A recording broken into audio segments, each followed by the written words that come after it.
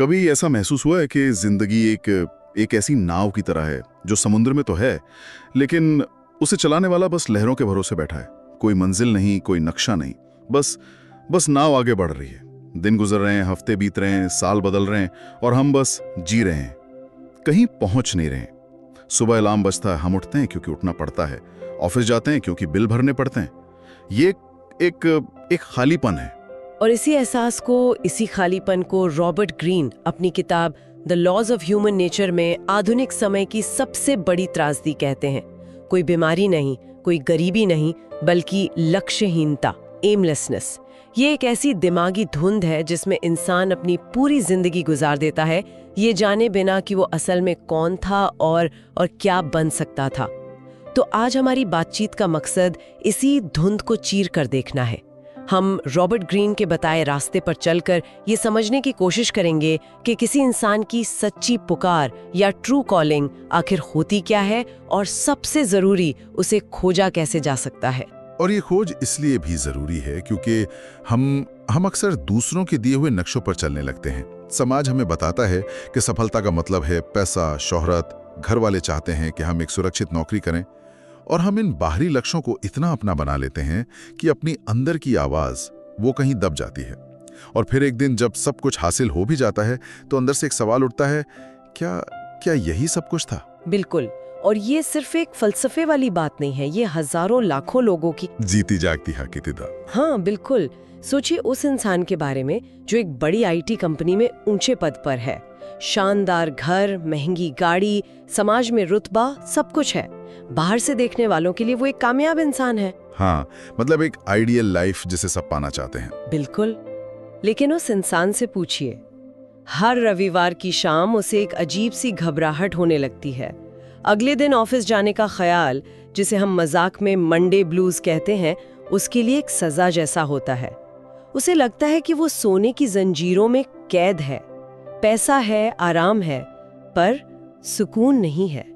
ईमानदारी से कहूं तो ये मंडे ब्लूज वाली बेचैनी मैंने भी अपनी जिंदगी के कुछ मोड़ों पर महसूस की है। ऐसा लगता है जैसे आप किसी और की लिखी स्क्रिप्ट पर एक्टिंग कर रहे हैं। और ऐसा होता क्यों है? जब बाहर से सब कुछ ठीक है तो अंदर इतना खालीपन क्यों? इसका विश्लेषण बहुत सीधा है। ऐसा इसलिए होता है क्योंकि उस इंसान का काम, उसकी मेहनत, उसके अंदर के स्वभाव से मेल नहीं खाती। वो किसी और की बनाई हुई रेस में दौड़ रहा है, और मजे की बात यह है कि वो उस रेस में जीत भी रहा है, लेकिन वो रेस कभी उसकी थी ही नहीं। रॉबर्ट ग्रीन यहाँ एक बहुत कमाल का फर्क बताते हैं। वो इंसान अपनी ऊर्जा को खर्च कर रहा है, निवेश नहीं कर रहा। खर्च और निवेश। हाँ, जब आप ऊर्जा खर्च करते हैं तो आप थक जाते हैं, खाली हो जाते हैं। लेकिन जब आप उसे अपनी पसंद के काम में निवेश करते हैं तो बदले में आपको और ज्यादा ऊर्जा, खुशी और संतुष्टि मिलती है। इसके बिल्कुल उलट, जब किसी के पास एक मजबूत मकसद होता है, जिसे green high sense of purpose कहते हैं, तो उसकी दुनिया ही बदल जाती है। उसकी फैसले लेने की ताकत वो एक लेजर की तरह तेज हो जाती है। उसे पता होता है कि किस चीज को हाँ बोलना है और किसे ना। एकदम। छोटी मोटी परेशानियां, ऑफिस की राजनीति, लोगों की बातें, ये सब उसके लिए शोर से ज्यादा कुछ नहीं होता। क्यों? क्योंकि उसकी नजर हमेशा बड़ी तस्वीर पर टिकी होती है। वो जानता है कि उसकी नाव किस दिशा में जा रही है। वो लहरों पर बह नहीं रहा, वो लहरों को चीर कर आगे बढ़ रहा है। ये बड़ी तस्वीर की बात सुनने में तो बहुत अच्छी लगती है, लेकिन असलियत में जब कोई अपनी रोजमर्रा की उलझनों में फंसा हो तो उसे तस्वीरें दिखना शुरू भी कैसे हो? ऐसा तो नहीं है कि एक दिन सुबह कोई उठेगा और उसे अचानक अपनी जिंदगी का मकसद पता चल जाएगा। नहीं, बिल्कुल नहीं। ये कोई जादुई पल नहीं होता, ये एक खोज है। और ग्रीन इसका एक बहुत ही दिलचस्प शुरुआती बिंदु बताते हैं, अपने बचपन की ओर लौटना। वो कहते हैं कि जरा शांति से बैठकर सोचिए, बचपन में ऐसा कौन सा काम था जिसे आप घंटों तक कर सकते थे, बिना थके, बिना किसी के कहे, बिना पैसे या तारीफ के लालच के। हो सकता है वो चित्र बनाना हो, या कोई मशीन खोलकर उसे वापस जोड़ना, या फिर बस कहानियां बनाना और सुनाना। अक्सर हमारी सच्ची पुकार के बीज उन्हीं कामों में छिपे होते हैं जिन्हें हम बड़े होने की होड़ में कहीं पीछे छोड़ आते हैं। बचपन की ओर लौटना, ये विचार अच्छा है, पर क्या ये हमेशा प्रैक्टिकल होता है? मान लीजिए किसी को बचपन में क्रिकेट खेलना बहुत पसंद था, लेकिन अब वो 40 साल का है और एक बैंक में काम करता है। अब वो अपनी इस कॉलिंग का क्या करे? क्या इसका मतलब ये है कि उसे सब कुछ छोड़कर क्रिकेटर बनने की कोशिश करनी चाहिए? ये तो मुमकिन नहीं लगता। ये बहुत ही जरूरी सवाल है और इसका जवाब है नहीं। मकसद उस काम को जस का तस करना नहीं है, बल्कि उसके पीछे छिपे पैटर्न या एसेंस को पकड़ना है। जिसे क्रिकेट पसंद था, उसे असल में क्या पसंद था? क्या उसे टीम के साथ मिलकर रणनीति बनाना पसंद था, या अकेले प्रैक्टिस करके खुद को बेहतर बनाने की चुनौती, या फिर मैदान में मुकाबला करने का रोमांच? हो सकता है उसकी सच्ची पुकार क्रिकेट खेलना ना हो, बल्कि एक ऐसा बिजनेस खड़ा करना हो जहां वो एक टीम को लीड कर सके।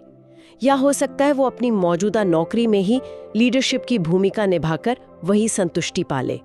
हमें उस काम की भावना को पकड़ना है, उसके रूप को नहीं। अच्छा, तो मतलब यह है कि हमें अपने शौक के पीछे की वजह को समझना है। ये एक बहुत ही नया नजरिया है। और कभी कभी ये रास्ता इतना सीधा नहीं होता। कई बार हमारी सबसे बड़ी ताकत हमारी सबसे बड़ी असफलताओं से निकल कर आती है। इसका सबसे बेहतरीन उदाहरण है महान फिल्म डायरेक्टर अकीरा कुरोसावा। उन्होंने अपनी शुरुआत एक पेंटर के तौर पर की थी। वो एक महान चित्रकार बनना चाहते थे, यही उनकी जिंदगी का सपना था। लेकिन वो इसमें बुरी तरह नाकाम रहे। उनकी पेंटिंग्स को कोई पहचान नहीं मिली। मतलब उनका पहला सपना पूरी तरह से टूट गया और वो खुद भी टूट गए। वो इतने निराश हुए कि एक वक्त पर उन्होंने अपनी जान लेने के बारे में भी सोच लिया था। उन्हें लगा कि उनकी पहचान, उनका सपना, सब कुछ खत्म हो गया। वो पूरी तरह से रास्ता भटक चुके थे। लेकिन यही कहानी में वो मोड़ आता है जो हमें मकसद के बारे में सबसे गहरी बात सिखाता है। कुछ समय बाद कुरुसाला ने फिल्म बनाने की दुनिया में कदम रखा, और जैसे ही उन्होंने कैमरा उठाया, उन्हें एक चमत्कार का एहसास हुआ। कैसा चमत्कार? उन्हें महसूस हुआ कि पेंटिंग सीखते हुए बिताया गया हर एक पल, हर एक नाकाम कोशिश बेकार नहीं गई थी। रंगों की समझ, फ्रेम कैसे बनाना है, रोशनी और परछाई का खेल, ये सब जो उन्होंने एक पेंटर के तौर पे सीखा था, वही उनके फिल्मी शॉट्स को जादुई बना रहा था। उनकी नाकामी ही उनकी सबसे बड़ी ताकत बन गई। उनका मकसद उनकी पुरानी हार के मलबे से पैदा हुआ था। उनकी कहानी इस बात का सबसे बड़ा सबूत है कि रास्ता आपके पैरों के नीचे तब बनता है जब आप चलना शुरू करते हैं। हम मंजिल दिखने का इंतजार नहीं कर सकते, हमें बस पहला कदम उठाना होता है। इसका मतलब ये भी है कि हमें परफेक्ट प्लान का इंतजार नहीं करना चाहिए।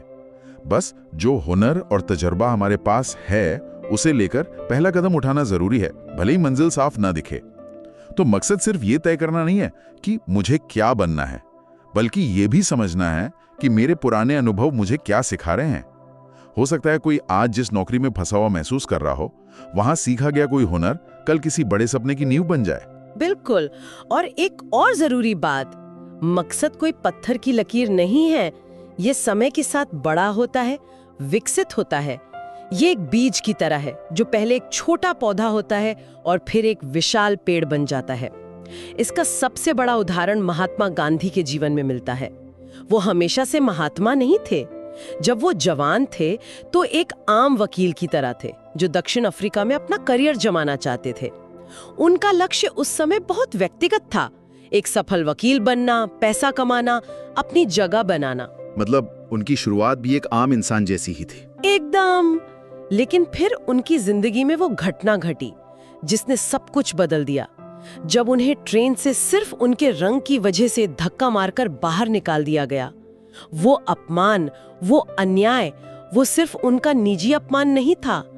उस एक पल में उन्हें अपने जैसे लाखों लोगों का दर्द महसूस हुआ। लेकिन ये बदलाव आता कैसे है? मेरा मतलब है, दुनिया में बहुत से लोग अन्याय का सामना करते हैं, पर हर कोई गांधी नहीं बन पाता। किसी एक इंसान के अंदर व्यक्तिगत दर्द एक सार्वभौमिक लड़ाई में कैसे बदल जाता है? ये एक बहुत गहरा सवाल है। ये बदलाव तब आता है जब इंसान अपने मैं से ऊपर उठ जाता है। गांधी के लिए वो लड़ाई अब सिर्फ अपनी इज्जत की नहीं रही थी, वो पूरे समाज के सम्मान की लड़ाई बन गई थी। उनका मकसद उनकी निजी सफलता से बढ़कर लाखों लोगों की आजादी से जुड़ गया। उनका लक्ष्य स्वयं से समाज की ओर मुड़ गया। और कमाल की बात देखिए, जैसे ही उनका मकसद खुद से हटकर लाखों लोगों से जुड़ गया, उनके अंदर मानो एनर्जी का कोई बांध टूट गया। सही बात है। एक अकेले इंसान ने दुनिया के सबसे ताकतवर साम्राज्य को चुनौती दे दी। ये दिखाता है कि एक बड़े मकसद में कितनी ताकत होती है। जब किसी का क्यों मतलब वाई इतना बड़ा हो जाता है तो वो इंसान नहीं रहता, एक शक्ति बन जाता है।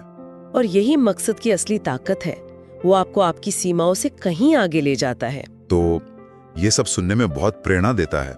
बचपन को देखना, अपनी नाकामियों से सीखना, अपने मकसद को बड़ा करना। लेकिन इसे असल जिंदगी में कैसे उतारें? मंगलवार की सुबह जब बिल सामने पड़े हों, तब इन बड़ी बड़ी बातों को कैसे याद रखा जाए? ये आजादी है, डिसिप्लिन इज फ्रीडम। ये सुनने में उल्टा लगता है ना? हाँ बिल्कुल, हम तो सोचते हैं कि अनुशासन एक बंधन है और आजादी का मतलब है जो मन में आए वो करना। पर ग्रीन कहते हैं कि असली आजादी अपनी ऊर्जा को 10 अलग-अलग दिशाओं में बिखेरने में नहीं है, बल्कि उसे एक जगह केंद्रित करने में है। जब आप एक मकसद चुन लेते हैं और अनुशासन के साथ हर दिन उस पर काम करते हैं, तो आप बाहरी भटकाओं से आजाद हो जाते हैं, आप लोगों की राय से आजाद हो जाते हैं, आप अपनी ही दुविधाओं से आजाद हो जाते हैं। एक दिशा में लगी हुई ऊर्जा ही पहाड़ तोड़ सकती है, बिखरी हुई ऊर्जा वो भाप बन के उड़ जाती है। और दूसरा सिद्धांत है बाधाओं को गले लगाना। ये कहना भी आसान है, करना मुश्किल। जब कोई मुश्किल आती है तो हम निराश हो जाते हैं, गुस्सा हो जाते हैं। स्वाभाविक है, लेकिन यहाँ एक सोच का फर्क है। एक लक्ष्यहीन इंसान मुश्किलों को दीवार समझता है और रुक जाता है, लेकिन एक मकसद वाला इंसान उन्हीं मुश्किलों को एक परीक्षा की तरह देखता है। हर चुनौती उसे ये मौका देती है कि वो कुछ नया सीखे और मजबूत बने। वो मुश्किलों से लड़ता नहीं है, वो उनका इस्तेमाल करता है, ठीक वैसे ही जैसे एक सर्फर लहरों का इस्तेमाल आगे बढ़ने के लिए करता है। और शायद सबसे जरूरी सिद्धांत जो अक्सर हम भूल जाते हैं, प्रक्रिया से प्यार करो, लव द प्रोसेस। हम हमेशा मंजिल के बारे में सोचते रहते हैं, जब प्रमोशन मिलेगा तब खुश होऊंगा, जब बिजनेस चल पड़ेगा तब सुकून मिलेगा। बिल्कुल, इसे अराइवल फैलेसी कहते हैं, ये सोचना कि किसी मंजिल पर पहुंचकर ही सच्ची खुशी मिलेगी। लेकिन असलियत यह है कि असली मजा मंजिल में नहीं, उस सफर में है। जो लोग वाकई महान काम करते हैं वो नतीजे के गुलाम नहीं होते, वो प्रक्रिया के दीवाने होते हैं। उन्हें हर दिन उस काम को करने में आनंद आता है। जब आप अपने काम से इस तरह प्यार करने लगते हैं तो सफलता एक बाय प्रोडक्ट बन जाती है, आपका एकमात्र लक्ष्य नहीं। ये सारी बातें आके एक जगह जुड़ जाती हैं। वो मशहूर कहावत है ना, जिस इंसान के पास एक क्यों होता है वो कोई भी कैसे सह सकता है। यही इस पूरी बातचीत का सार है। जब आपको पता होता है कि आप कोई काम क्यों कर रहे हैं, उसके पीछे का मकसद क्या है, तो फिर रास्ते की मुश्किलें, लोगों के ताने, संसाधनों की कमी, इस सब बेमानी हो जाता है। आपका क्यों आपको हर कैसे से लड़ने की ताकत देता है। यही एक मकसद भरी जिंदगी जीने का मूल मंत्र है। तो आज हमने लक्ष्यहीनता की उस भटकती नाव वाली भावना से अपनी बातचीत शुरू की और देखा कि कैसे हमारे बचपन की यादों में हमारी सच्ची पुकार के सुराग छिपे हो सकते हैं। फिर हमने अकीरा कुरोसावा की कहानी से सीखा कि कैसे हमारी सबसे बड़ी नाकामी हमारी सबसे बड़ी ताकत बन सकती है। और आखिर में महात्मा गांधी के उदाहरण से समझा कि जब एक निजी मकसद एक बड़े सामाजिक मकसद में बदल जाता है तो वो कितनी जबरदस्त ताकत पैदा कर सकता है। और इस पूरी बातचीत को हम रॉबर्ट ग्रीन की एक बहुत दमदार लाइन से खत्म कर सकते हैं। वो कहते हैं, बिना मकसद के जीना धीरे धीरे मरने जैसा है, लेकिन जिस इंसान को पता है कि वो कहाँ जा रहा है, पूरी दुनिया उसे रास्ता देने के लिए एक तरफ हट जाती है। कायनात भी उस इंसान का साथ देती है जिसके पास एक साफ इरादा और मजबूत संकल्प होता है। तो इस गहरी बातचीत को खत्म करते हुए हम सुनने वालों के लिए एक सवाल छोड़ना चाहेंगे। एक ऐसा सवाल जो शायद थोड़ा बेचैन कर दे, लेकिन रास्ता भी दिखा सकता है। कल सुबह जब कोई उठे तो कुछ और करने से पहले एक पल के लिए आईने में खुद को देखे और बस एक सवाल पूछे, अगर मुझे पता हो कि आज मेरी जिंदगी का आखिरी दिन है तो क्या मैं वही करता जो मैं आज करने जा रहा हूं? कहते हैं कि जिस दिन इस सवाल का जवाब लगातार हाँ में आने लगे तो समझ लेना चाहिए कि उस इंसान ने अपनी मंजिल को पा लिया है। वो अब किसी और की कहानी का किरदार नहीं, बल्कि अपनी कहानी का लेखक बन चुका है।